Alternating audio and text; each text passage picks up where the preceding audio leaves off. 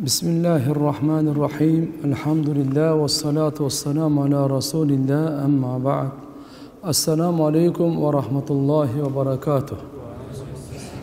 Hurmatlı mekendeshler, qadırlı Müslüman bir tuğanlar, barыңыздарга жараткан Алла Тааланын тынчтыгы, саламы, мээрими, ырайымы, жана берекеси болсун.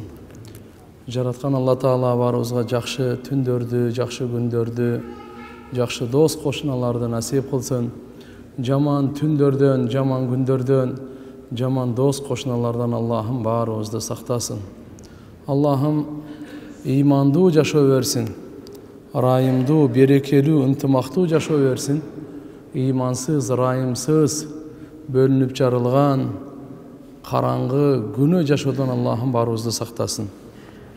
Жараткан Алла Субханаху ва Таала өтө мээримдүү, чексиз ырайымдуу, өзүнүн айкөлдүүлүгү менен Алла Таалам ушу адам баласын бактылуу кылуу үчүн өзүнүн тарабынан жашоонун бир жолдомосу, багыты, өзүнүн тарабынан бир сөз менен айтканда шарият жашоонун макталган туура жолун тартуулаган.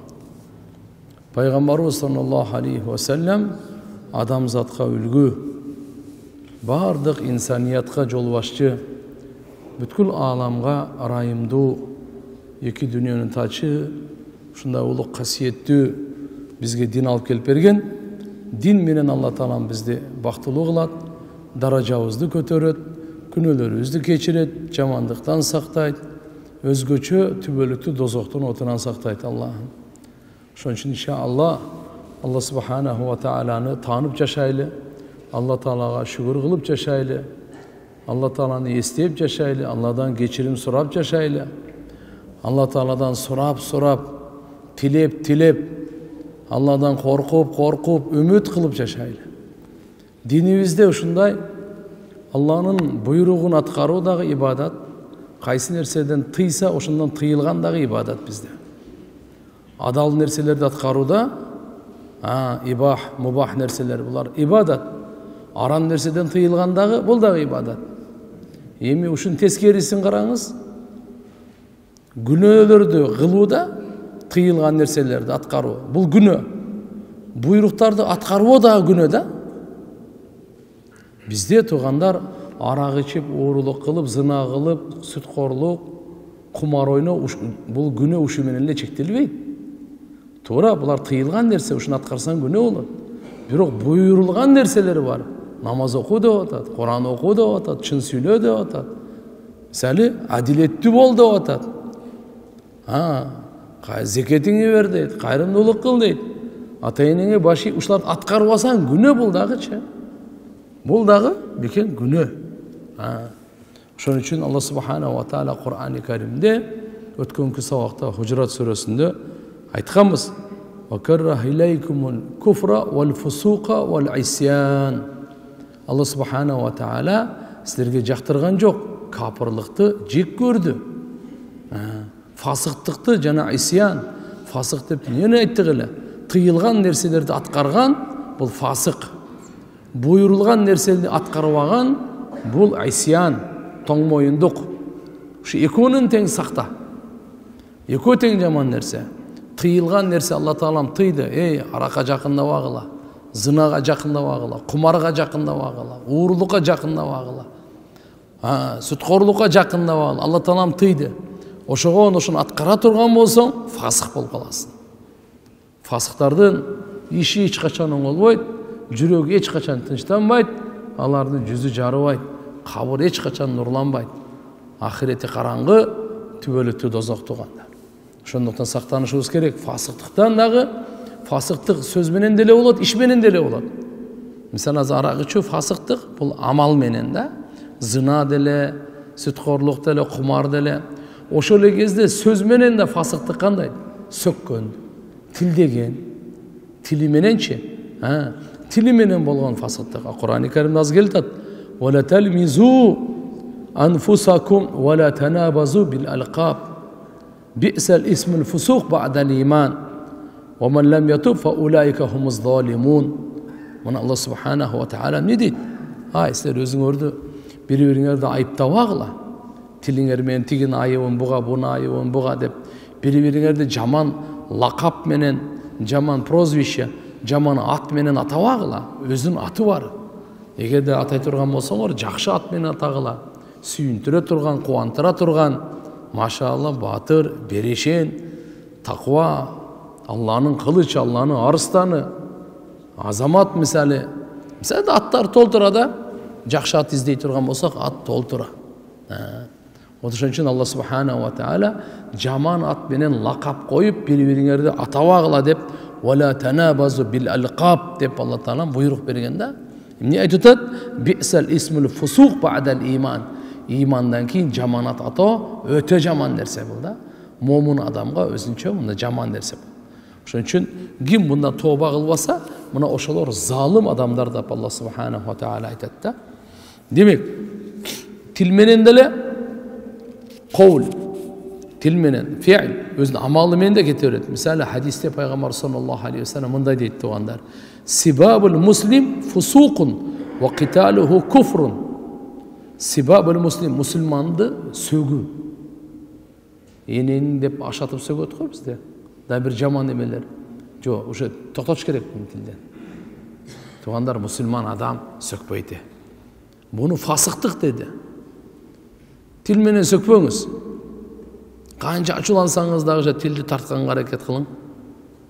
Кээ бир адамдар сөгүп көнүп калган, эки сөзүн улаштырганга да ушундай бир уят сөз менен сүйлөмөйүнчө аны сөзү окшобойт.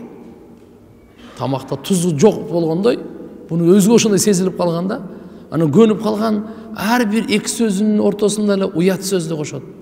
Жаман сөздөрдү кошот. Жок. Бул мусулманды ушундай сөгүп сүйлөгөн фасыктык бул. Фасык деп пайгамбарыбыз айтат. Сибабул муслим фусукун киталуху куфрун. Мусулман менен согушу, өлтүрүү капырлык болот. Пайгамбар саллаллаху алейхи ва саллям айткан. Ошон үчүн мындай жаман эмени сөккөндү, өзгөчө каргаганды, аялдарда көбүнчө каргоо бар да, каргайт да. Эркектерде болсо көбүнчө сөгүү. Тилдепчи. Кур'ан-ы Каримде Алла субханаху ва тааля айтат: "Силер анал бутка сыйынган, сөлөкөткө сыйынгандардын буттарын, ошолор кудайча кылып алгандарын, ошолорду сөкпөгүлө" деп даже. Неге? Натыйжада алар силердин кудайыңарды, Аллахты сөгөт дейт. Сен өзүңө сөгүш алып берип атасың да. Не кыласың? Өзүң Алла Таалага сөгүштү алып берип атасың. Ошого себепчи ким болду? Сен болдуң да тиген кудайыңды сөгүпчү, кара. Даже ошо бут, ошо сөлөкөттөрдүн ошолорун да сөкпөдү, карачы. Пайгамбар саллаллаху алейхи ва саллям айтты да, күнөөлөрдүн, чоң күнөөлөрдүн да чоң күнөөсү ким ата-энесин сөксө деди. Ата-энесин сөккөн бул акбарул кабаир. Кичинекей күнөө эмес, чоң күнөө, чоң эле күнөө эмес, чоң күнөөлөрдүн чоңу. Чоң күнөөлөрдүн дагы чоң болот экен да. Ата-энесин сөккөн. Сахабалар таң калды. Я Расулалла, ата-энесин дагы адам сөгөбү? Ата-энесин дагы сөгөбү? Азыр иман ушунча алысып кетти, ата-энесин сөккөн тиякта турсун, кол көтөрүп атпайбы кээ бир айвандар? Коомчулукта жокпу? Мына динсиздиктин, имансыздыктын кесепети бүгүнкү дүйнөдө көрүп атабыз. Бүгүн ахирет кандай болот билбейм. Бүгүнкү дүйнөдө көрүп. Кайсы колу менен ошо кол көтөрөт? Кайсы кол? Хоть кандай болуп кетсе да. Балага, кызга, ата-энесине тике карап сүйлөгөн шариятта уруксат бербейт да. Тике карап сүйлөгөн. Алдында уф, тажаттың деп, уф деп айтканга да уруксат бербейт. Даже мусулман эмес болсо дагы сыйлаганга буйрулган, мусулман эмес болсо дагы ага жаман сөздөн тыюу салган да. Бирок коомчулукта караңыз азыр. Иманы жок, жашоо кайкалып барат. Уяты жок, жашоо кайкалып барат. Дини жок, кайкалып барат. Тугандар, мына байлык, нерсе, буюм, акча, күмүш, доллардын көбөйгөнү менен жашоо оңолбойт, билип коюң. Биздин мүнөзүбүздүн оңолу менен жашоо оңолот. Качан иман, амалыбыз дурус болсо, анан жашоо оңолот. Бул менен жашоо оңолбойт.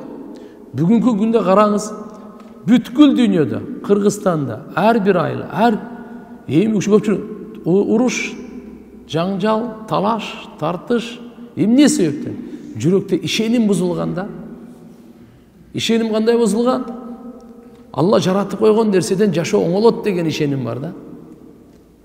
Алтын менен оңолот жашоо, күмүш менен оңолот жашоо, акча менен, доллар менен оңолот жашоо, буюмдар менен, нерселер менен, машинелер менен, үйлөр менен, жүрөктөгү ишеним бузулган.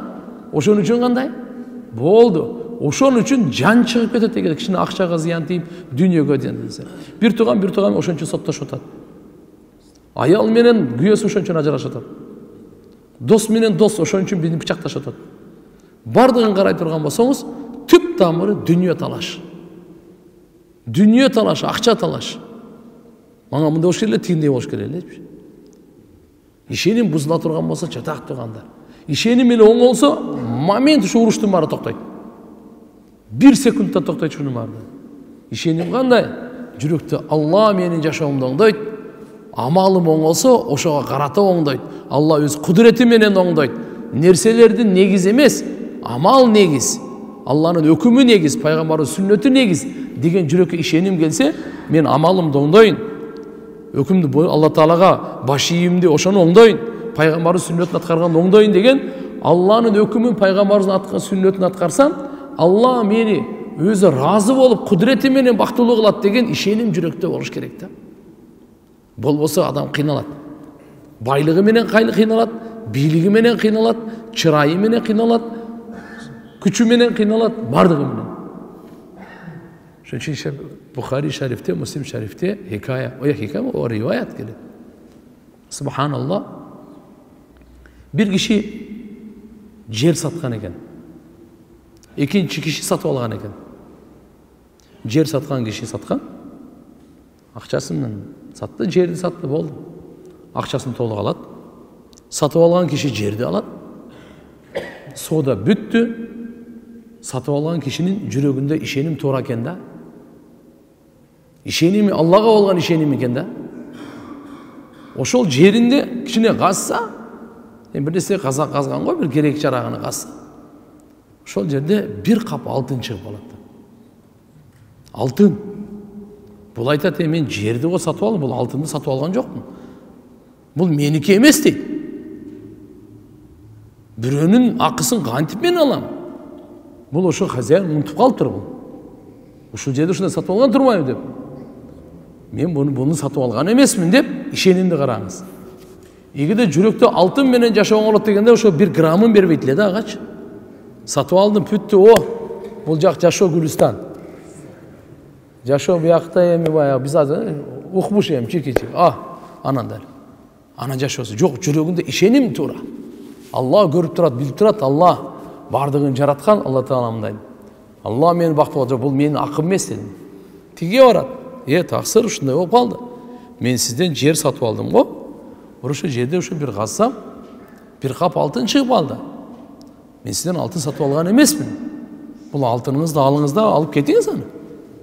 Анын ишеними, саткан кишинин ишеними дагы Аллага экен да. Алланын өкүмүнө, Алланын динине ишеним экен да. Нерсе, буюм, акча, алтынга эмес экен да. Алла айтат, мен эмнеге аламан дейт. Мен сатканда ошо жерди мен айтпайм да, мына таш сеники, мына таш меники, мына топурак сеники, топурактын ичинде бар сеники, топурактын ичинде жок меники, жыгачы сеники, андай мындай деп. Баарын ошо эмне болсо ошонун бардыгын сатканмын дейт. Тигириси албайт. Бунусу кайтара албай кыйналат, бунусу албай кыйналат. Мынаны караңыз. Сиз биз бирөөбүз болуп калганда, эмне болуп атасыңар? Апке бери деп эле ишти баштаган. Бизде ишеним өлгөн. Буну оңдобойнчачы дүйнө ахиретте кыйналабыз. Ошон үчүн болор болбогон нерсеге соттошконго барабыз, мушташканга барабыз, пычакташканга барабыз, душмандашканга барабыз, шайтандашканга барабыз, либойна барабыз, дозокко таярсың, таярмын дегенге чейин барабыз да. Эмне үчүн? Жүрөк өлгөн. Мынандай ишеним бузулган. Бул эми бул айтат, мен албайм дейт. Сен жок, сеники дейт. Айтат, мен толугу менен саткам, ал уже сеники дейт. Мен буну сатып алгам, сеники дейт. Акыры сотко барат булар, Сот чечип берсин анда кимдики экен дейт. Сотко барат. Сотко барса, субханалла, соттун иманы дагы ишеними туура экен да. Аныкы да туура экен да. Болбосо, мына биздин соттор болгондо азыр эмне болду? бар экөөң тең эс ала бергиле, бул меники деп коймок да. Силер азамат экенсиңер деп бирден грамотаны берип туруп, мына ушундай бизге эл, ушундай эл керек, бизге ушундай коом керек деп өзү алып коймок да. Экөө тең албайм деп сен ал деп атсаң, алың дей берип, алдырып бердиң Сергейге деп, мынакей ошосун алып коймок да. Бирок субханалла, соттун башы ооруп калат, эмне кандай чечем? Бул албайм деп атса, бул алам деп атса, бул мен муну сатып алганмын, эмесмин деп атса, бул болсо мен бардыгын мен кошо сатканмын деп атса. Соттун акылына Алла Таалам жүрөгүндө ишеним туура экен Алла Таалам. Алла Таалам туура ой берет экен да. Мына саткан кишиге айтат, бала чака барбы сизде? Бала чака бар. Бар бала чака. Ким бар? Уулум бар. Жакшы. Саткан кишиге. Сатып алган кишиден сурайт, сен бала чака бар, эмне бар? Кызым бар. Иш бүттү анда. Апке, экөөнү үйлөнткүлө дагы алтынды ошого берип койгула дейт, ошолоргочу. Мынандай кылып чечип салат тугандар. Экөөнү үйлөнтүрүп туруп, мынакей ошого семейный бюджет кылып берип койгула дейт. Туган, мынандай окуя бар. Ошон үчүн иншалла Раббы биз ишеними оңолгон адамдардын иши мынандай болот тугандар. Алхамдулилла, Алла субхана ахиретин ойлогон адамдар, алар дүниедегі бұл ақша үшін адамды барықтабайды, ақша үшін адамды сатпайды, ақша үшін өзінің ахиретін бұзбайды, алардықы ишеним Алладан. Әрбір жақсы жамандық Алладан келет деп, Алла менің қарап тұрыңыз. Жашоонун кожоюну Алла. Алла жашоону оңдойт, Алла жашоону бузат, ушуну билиң. Бардык пайгамбарлар ушу туура ишенимди алып келген. Сен Алланы разы кылсаң, жашооңду оңдойт. Алланы наразы кылсаң, жашооңду бузат. Алланы разы кылсаң, кембагал болсоң да Алла жашооңду оңдойт. Алланы наразы кылсаң, бай болсоң да Алла Таала жашооңду талкалайт. Дүние утурумдук, бул да талкаланат, түбөлүктүү ахирет да талкаланат. Дүние утурумдук, бул да оңолот, түбөлүктүү ахирет ал да оңолот. Эгерде сен Алланы разы кылсаң, Алла Таала разы болот өзүнө баш ийгенде. Мына кептин баары ошол жерден келип атат. Ошон үчүн Алла Таалага баш ийип тургандар моюн сунайлы, тоң моюн болбойлу, буйруганын аткарайлы.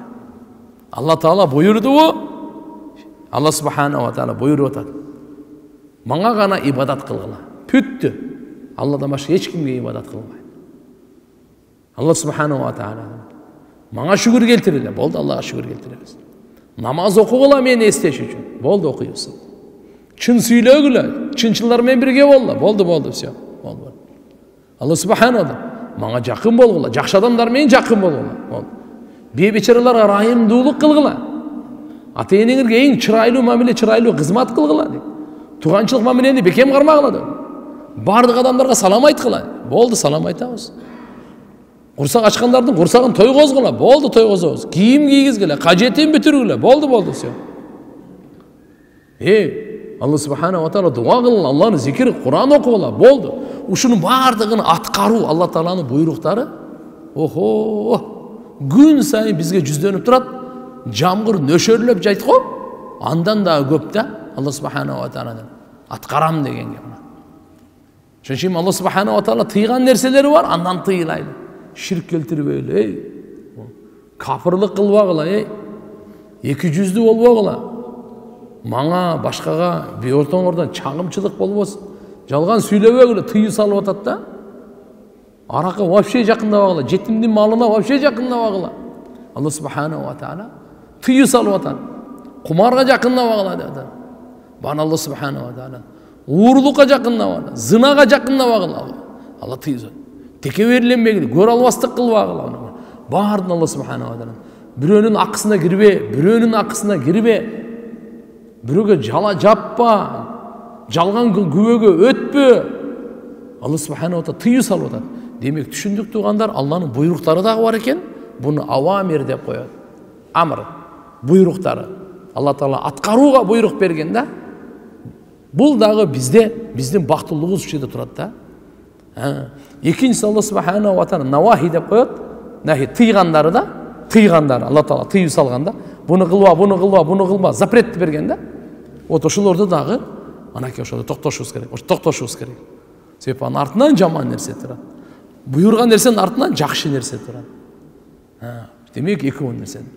Мына жерде келип атканыбыз мынакей Kur'an-ı Kerim'de de Allah subhanahu wa ta'ala өлүктүктөр силерге арам кылынды деп атат. Мынакей чочкон эти, кан арам кылынды деп атат. Булардын бардыгын өткөнкү сабактарда биз сиздерге кенен айтып бергенбиз.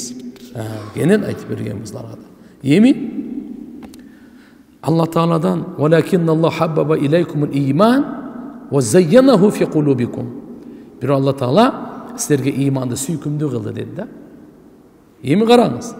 Bu da delil var. Ennel iman la yu'tebar indallah illa idha kana qaiman ala asasil hub lillahi ta'ala ve li rasulihi sallallahu aleyhi ve sellem. Ve hub kullu ma ja'a anillah ve li rasul sallallahu aleyhi ve sellem. Bizim imanımız Allah'ın aldığında kaçan tarazalanat, bağlanat, barqtalat, eseptelet. Kaçan bizden imanımız? Kaçan biz tuğanlar Allah Teala'nı жақсы көргөнсөк, пайгамбарын жақсы көрсөк, Allah'ın tarafından gelgen nerseleri жақсы көрсөк, пайгамбарыбыз алып келген нерсени жақсы көрсөк, ошонун үстүндө, ушу пайда алып, ошонун үстүндө турат да. Ошондо биздин иманыбыз иман. Ва хаббаба илейкумул иман. Ya Allah imanды сүйкүмдүү кыл деп атат бизди. Демек, Allah'ны сүймөйүнчө биздин иманыбыз иман эмес. Пайгамбарыбызды сүймөйүнчө биздин иманыбыз иман эмес. Allah'ın aytkanын süymeyince, Peygamberimizin alıp gelgenini süymeyince, aytkanın süymeyince bizim imanımız iman emez. İman oşol süyünün üstünde kurulgan. Qarаңыз, Peygamberimiz sallallahu aleyhi ve sellem'in rivayetlerine göre Ala la imane liman la muhabbete lah. Allah'ını жақсы görmegen adamga anın imanı yok. İmanı ra'sıl iman, imanın negizi özü. Allah'ını жақсы görüdün de. Allah Teala'nı жақсы görüdün. Allah'ını жақсы görüp, Allah üçün жақсы görüp. Allah'ını жақсы göreyle, Allah'nınkın жақсы göreyle, Allah üçün жақсы göreyle. Allah'ın özün жақсы göreyle, Allah'nınkın жақсы göreyle. Allah'ın dinin, paygambarların, kitaplerin, hükümlerin, Allah üçün жақсы göreyle kim жақсы görsek de. Mına muhabbattın üstünde kurulgan iman. Allah'ını жақсы görüp namaz oku. Allah'ını жақсы görüp zeket берүү, Allah'ını жақсы görüp oroza tutu. Allah'ını жақсы görüp Kur'an oku, Allah'ını жақсы görüp zikir kılu, Allah'ını жақсы görüp dua kılu, Allah'ını жақсы görüp acılık kılu. Buyruqtardı Allah'ını жақсы görüp kılu. Tıyılga tıygan nerselerde Allah subhanahu wa ta'ala tıyıp koygan, Allah'dan korkup tıyılu. Allah'dan korkup zınanı kılvay, Allah'dan korkup sütkorluk kılvay, Allah'dan korkup münafıklık, ikiyüzlülük kılvay, Allah'dan korkup biröөнө gıybat kılvay, Allah'dan korkup iki Müslümanı uruşturup çağımçılık kılvay, Allah'dan korkup kumar oynavay, Allah'dan korkup arak içpey, Allah'dan korkup uğurluk kılvay, Allah'dan korkup tekeverlik kılvay, Allah'dan korkup emniyet tiyinse Allah'dan korkup. Emniyet Allah Teala buyursa Allah'ını жақсы görüp. Buna şu iman tuğanlar. Bizge Allah subhanahu wa ta'ala buna nerseni öğretet da. Qandayla oğunuz. Ve hurmatu malihi ka hurmati demihi. Qanday adamın kanı aram, kan tögü aram. Oşondayla adamdı mal mülkü de aram. Anın akısına girgenge olboyt. Biröөнүн kanını tökkön bolboybu, mal mülkün algan da olboyt. Şariat yol görsetken yol menen gana. Oşon üçün qarap turupçu, malga жүрөктөчү aç gözlük bolboş керек.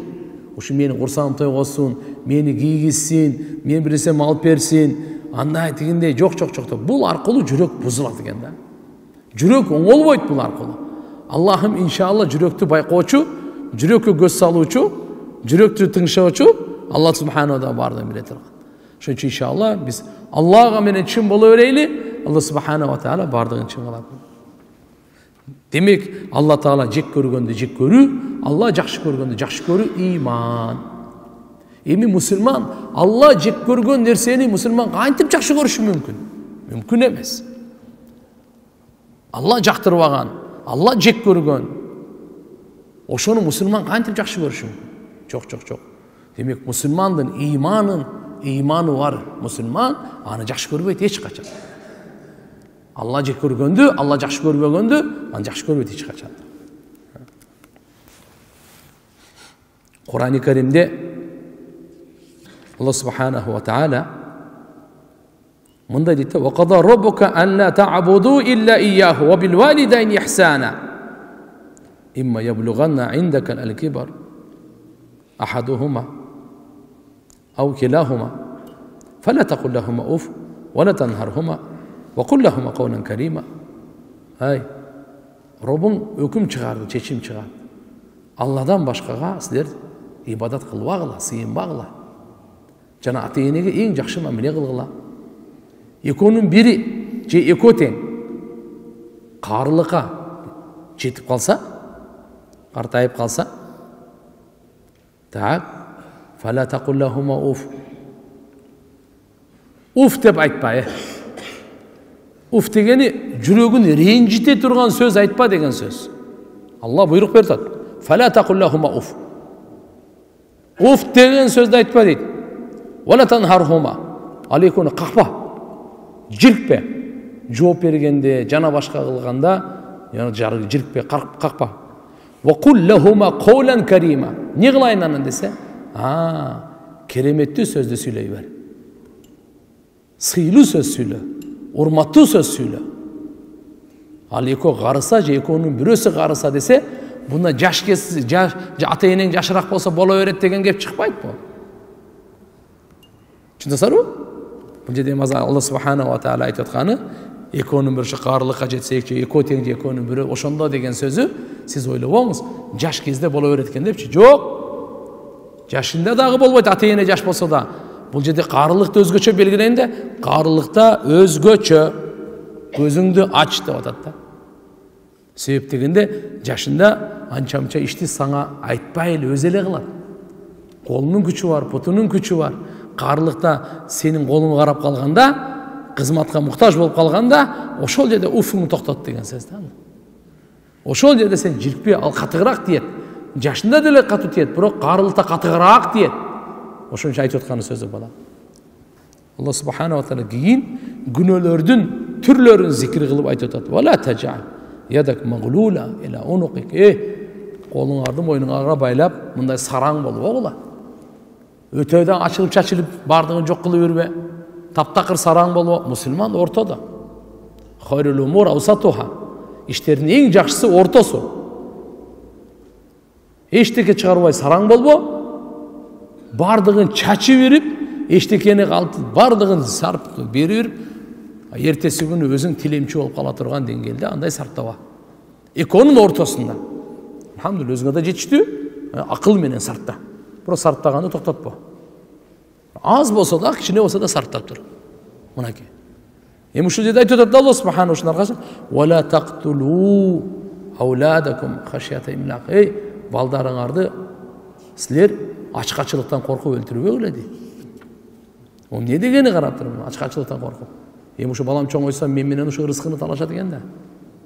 Азыр мен бир нан жеп атсам, бул чоңойсо бир нанды экиге бөлүп калабыз. Мен не болом анан?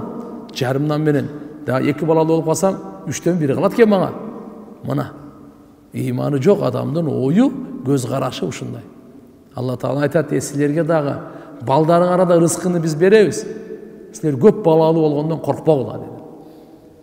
Ар бир баланын рызкысы келгенде, ар бир бала өзүнүн рызкысын алып келет, туган. Өзүнүн рызкысын алып келет. Ар бир инсан дүйнөгө келгенде өзүнүн укугуна кошо алып келет. Ар бир өзүнүн рызкысын кошо алып келет, өзүнүн укугун кошо алып келет ар бир бала. Сен андан немеден коркпо. Эки балалуу болдук, болду, жетет. Жок.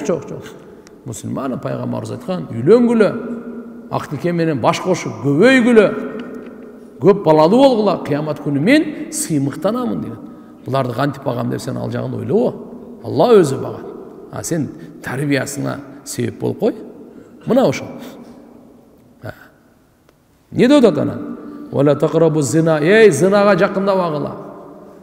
Зина кылбагыла деген жок, зинага жакындабагыла дейт. Алла Тааланын тыйган нерселери. "Вала taqtulun nafs", адам өлтүрбөгүлө. "Аллати харрамаллах", Алла Таала арам кылган нерселерди өлтүрбөгүлө. "Вала taqfu ma laysa laka bihi ilm", билбеген нерсеңдин аркасынан баш түшпө.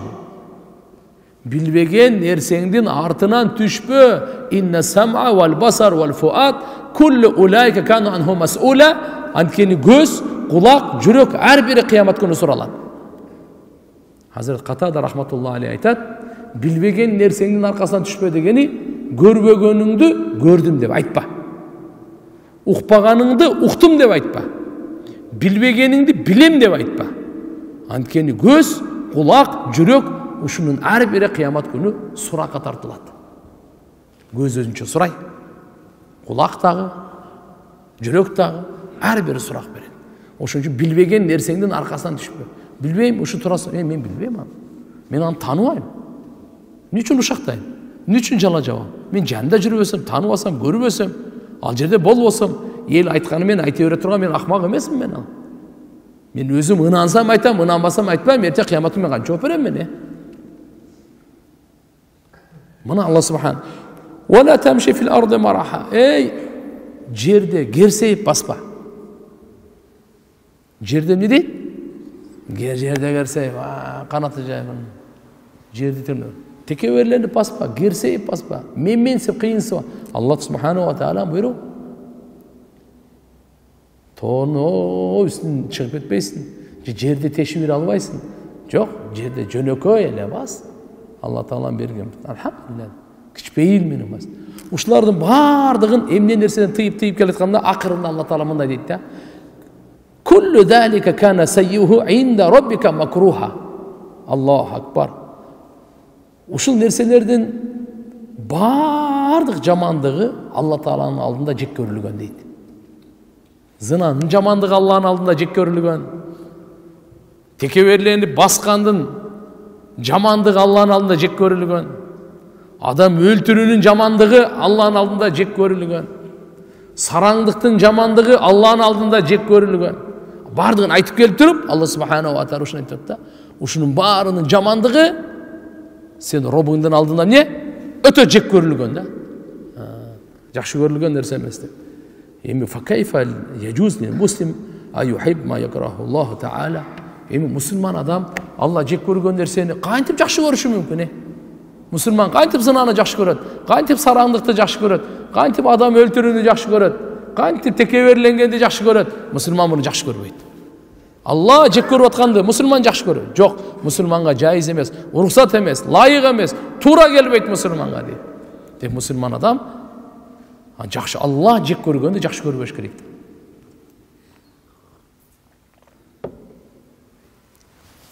Wa min hahuna tu'lam. Бул жерде бир маалым болду ушу маселеден. Кээде бир киши күнөө кылат дейт да. Шайтандын азгырыгы менен, нафсинин үстөмдүүлүгү күнөө кылат. Яфалу маасия валакиннаху карихун лаха ва хуwa ya'taqid anna haram. Бирок кандай десем, өзүндө жакпайт. Бирок күнөө кылат. Билет, что буну харам экенин билет. Мейлиби? Жана ал коркот Алла таала ушуга азаптап коюшунчу. Так, эгерде тооба кылса, Алла тообасын кабыл кылат. Атта ибн Азам каман ла замбала, күнөөдө тооба кылган киши о күнөөнү кылбагандай эле. Күнөөнү кылбаган киши дейт. Күнөөдөн тооба кылган киши кандай экен? Пайгамбар саллаллаху алейхи вассалам айтканда мунучу. Атта ибн Адам ким күнөөдөн тооба кылса де, чын жүрөктөн тооба кылсачы, всё. Каман ла замбала, ал күнөөнү кылгандай эмес, кылбагандай ал. Күнөөнү кылбаган киши турат го, ошондой эле дейт болду. Эми Кудай сактасын, эгер тооба кылбаса, күнөөкөр мусулмандардан болуп кыямат күнү барат. Бул кайсы киши? Күнөөнү кылды. Бирок билет, буну жектеп көрөт, бул арам экенин билет да. Эми ушундай адамды эгерде Алла субханаху бунун иши Аллага жүктөлөт дагы, то есть Алла таалага тапшырылат дагы. Ва амруху илаллах, инша афа анху ва инша аддаба. Эгерде кааласа Алла таалам кечирип коет, кааласа азаптайт, ушундай. Эми бир киши кандай? Бир киши өзү мусулманмын дейт. Так. Кээ бир кескин түрдө Кур'ан-ы Каримде айтылган арам нерселерди таштайт. Зына, риба, зынакорлукту, сүткорлукту таштайт. Бирок ушул таштаган себеби кызыкпайт да. Зынага кызыкпайт, сүткорлукка кызыкпайт. Ошон үчүн таштайт. Же адамдардан уялат. Зына кылган болбойт, сүткорлук кылган болбойт депчи. Мейли. Бирок буну арам деп жүрөктө ишенбейт. Чүнтүбү? Өзі қылбай эле турат, бул арамды кылба, зынаны деле кылбай эле турат. Сүткорлук, рибаны деле кылбай турат. Себеп дегенде же адамдар уялган себебинен, же болбосо буга мындай кызыкпагандын себебинен. А бул жүрөгүндөгү ишеним. Аныкы эмне? Арам деп ишенбейт да. Шундасарбы? Бул арам эмес деп элечи. Бул Алланын алдында кафир эле дейт. Аллаху акбар. Алланын алдында ошон үчүн арамда ишениш керек. Кийин кылып алдың, кайтып калдың, ал второй вопрос, ал экинчи вопрос. Арамда ишеним керек жүрөктө. Алла кайсы нерсени арам кылса, ошону арам деп жүрөктө ишениңиз. Бүгүн сизге жагабы, жакпайбы, кылып атасызбы, кылбай эле турасызбы, акча таап атасызбы, акча таппай атасызбы, бир өзүнчө авторитет болуп атасызбы, жалган, же болбосо башкабы, кызыктырбайт, бирок арам экенин жүрөктөн ишениң, билиң. Бул арам. Алла арам кылган, мен эмес, бүгүн эмес. 2 күнгө чейин эмес, түбөлүккө. Арамды Алла арам кылган түбөлүккө. Адалды Алла адал кылган түбөлүккө. Буну эч ким, инсан, жин, периште башка келип алып, буну тигиндей мындай кылганга акысы жок турган. Шари Алла субхана ва таала өзү.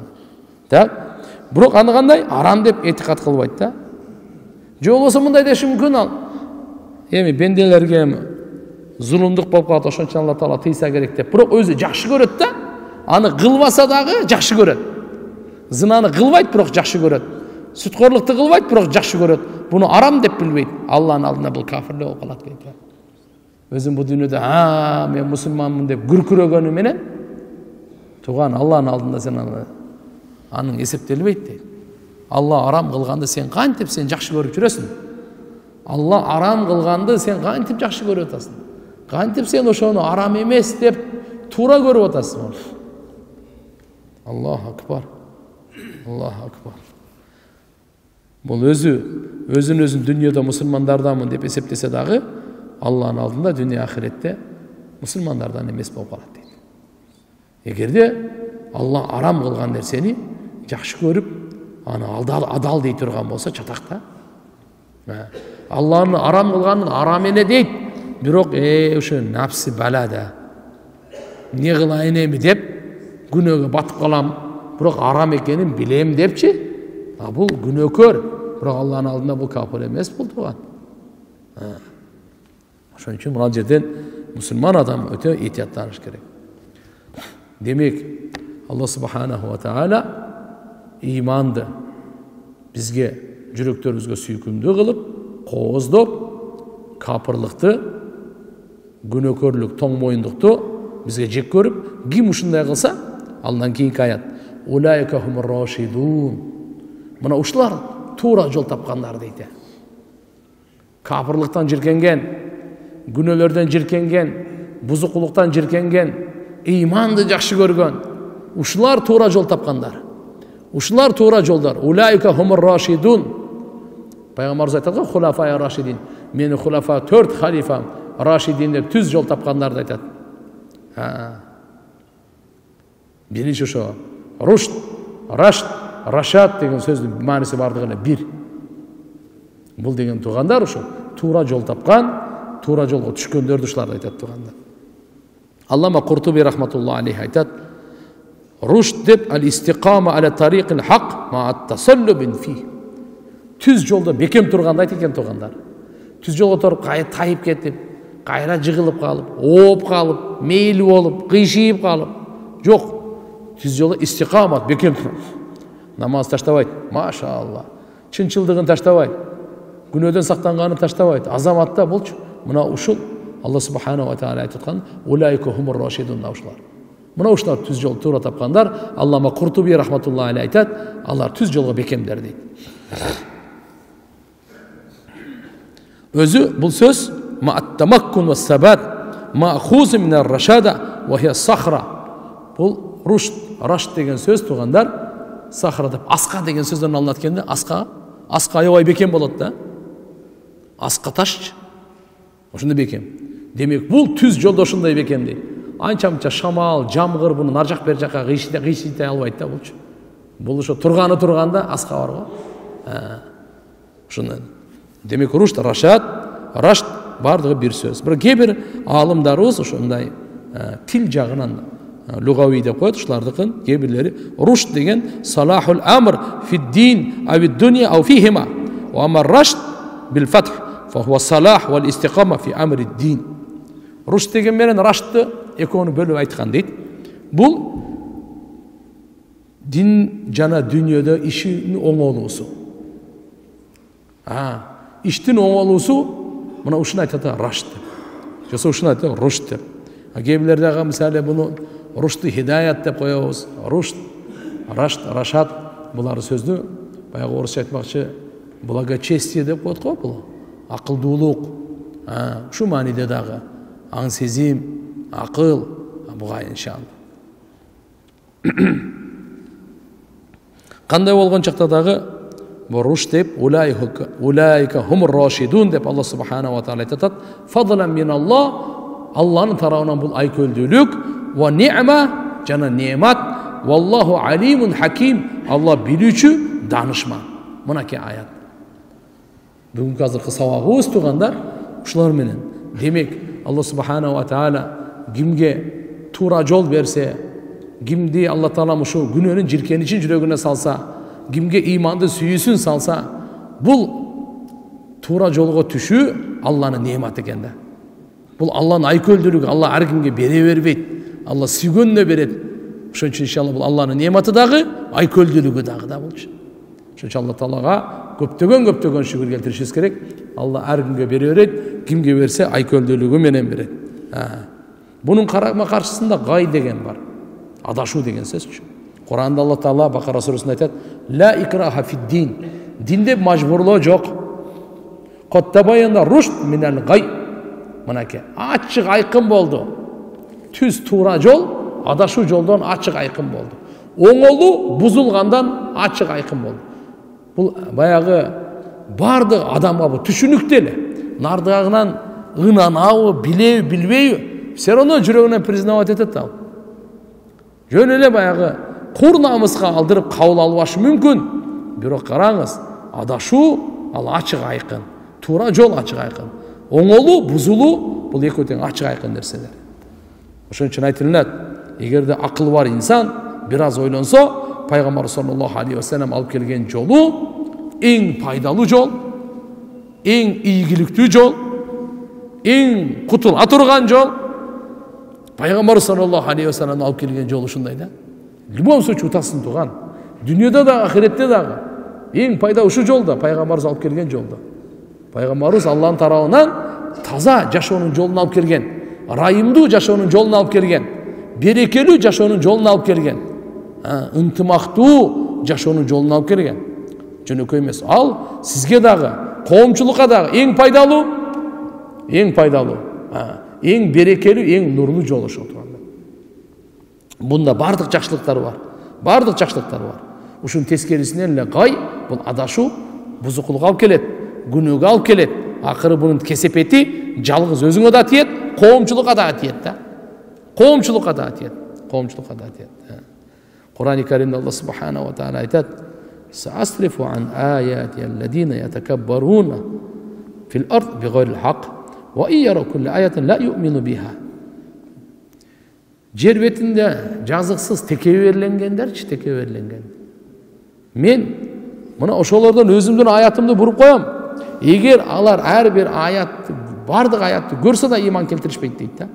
Алар көрсө дагы мойнуна алышпайт, текеберленип, өжөрлөнүп, көкпеттенип, кибран, инадан ва илхадан ва ияро сабила рушд ла яттахидуху сабила ва ияро сабила алгай яттахидуху сабила.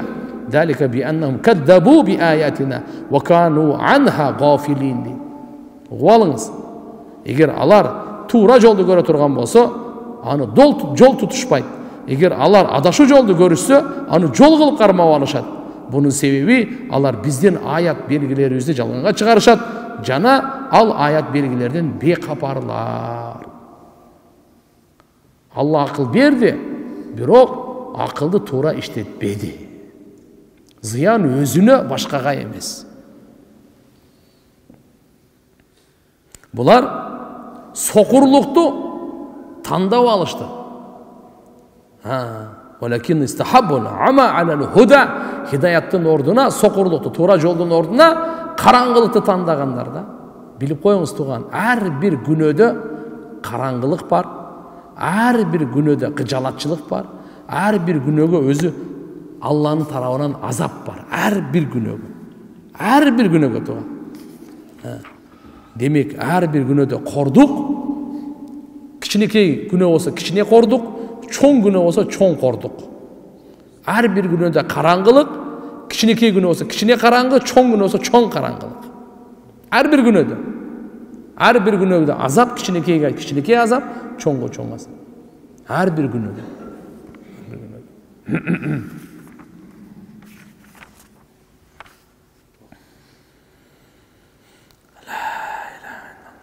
Mına jerde ulaika humur raşidun da alardan martabası, darajası biik ekenine dalalat kıla turgan bu söz tuğanlar. Jönököйүн эмес. Allah subhanahu wa ta'ala peygamberimiz aytkan, бүгүнкү күн карасаңдар ошондой да айткандар бар да. Мына bunun namaz okusa деле, арам иштерди кылса деле ишип жүрүшүп атат го, байып атат го. Анан тигиндей мындай деп пайгамбарыбызга Алла Таала айтты. Fala tu'jibuka amwaluhum. Алардын мал мүлкүнө сени bir таң калтырбасын. Seni bir kuvantırvasın al. Wala auladuhum. Alardın mal mülkü bala çakası da. İnnema yuridullah liyu'adibahum biha. Allah subhanahu wa ta'ala oşular arqılı fil hayatid dünya yaşasında ele azaptaganda Allah Taala özü kalap koygan. Так что sen agan neme kılma, aldana verme al. Aldığını karap durun. Bir adam günöge batып atat, одновременно dünyada görünüşte işi жүрүş atat, en страшный ушул да. Бұл бардық өмірінде 80 жылдық рахатычы 8 секунд қала жетеді.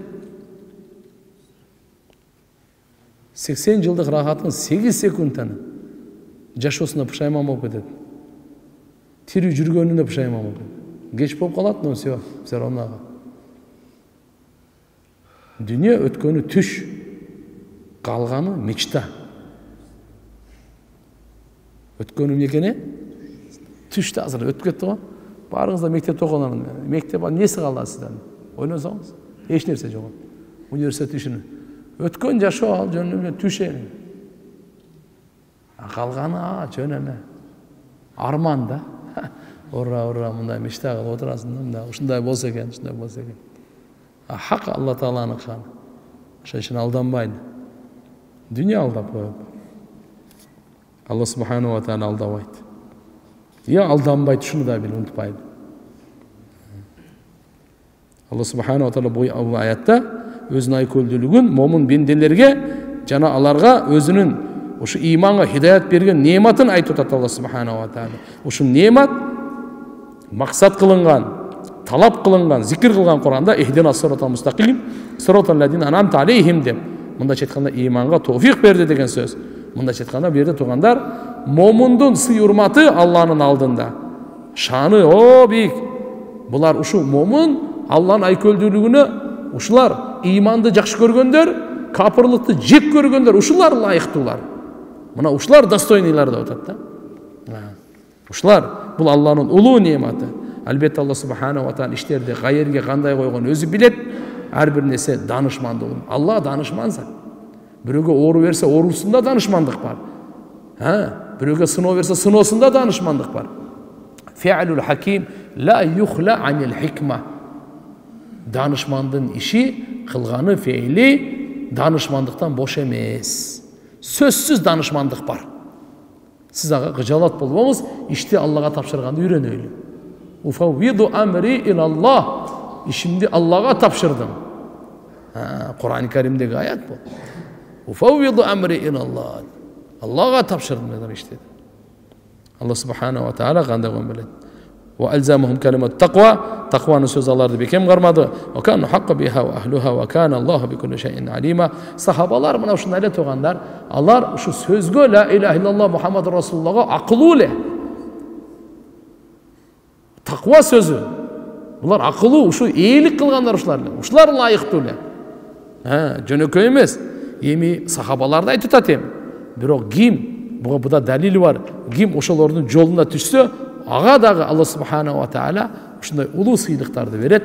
Аларга да Алла таала нажат берет. Бир ошол эле Алла тааланын бул бардыгы илиминде, эзелтен болгон илиминде бар эле. Субханалла, кафырлардын кабарлы айтып, алар айтат: "Ва ида жаатум ая", аларга бир аят келсе, айтышат эле: "Қалу ла ну'мина хатта ну'тия мисла ма утия Расулуллах". Биз иман келтирбейбиз. Пайгамбарларга берилген нерсе бизге берилмейинче биз иман. Сен кимсиң каяктан? Алла өзү билет кимди пайгамбар кылат. Пайгамбарчылыгын кимге коет? Саңа бизге жок. Алла субханаху ва таала өзү тандайт. Аллаху а'ламу хайсу яж'алу рисалата. Алла таала пайгамбарчылыкка рисалатын кайерге койгонун ал өзү билет тугандар. Ошон үчүн Алла таала бир неме кылса тугандар, биз Алла таалага буйруктарына, тыйгандарына эч качан каршы суроо көтөрбөңүз, каршы ой көтөрбөңүз.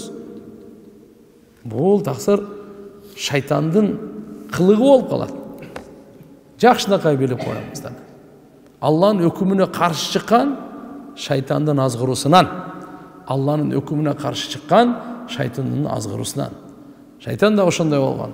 Алла тааланын буйругуна адамга сажда кылбайсыңбы дегенде, өзү айтканда, не деген? Шайтан айтат, мындай дейт: "Сажда кылбайсыңбы десе, теке берленде. Ма манака алла тасжуда из амартук". Алла айтып атат: "Мен сага буйрук бергенимде, эмне нерсе сени сажда кылуудан тыйып койду, сажда кылбаганың? Не себептен?" дейт. Бул айтат, мындай дейт: "Кала ана хайрун минху". Мен андан жакшыракмын дейт адамдан. "Халактани мин нар", мени сен оттон жараттың дейт. "Ва халактаху мин тин", аны сен топурактан жараттың дейт. Бул субханалла, Алла ким буйрук берип атканын унутуп калды да. Өзүн салыштырып кетип атат да.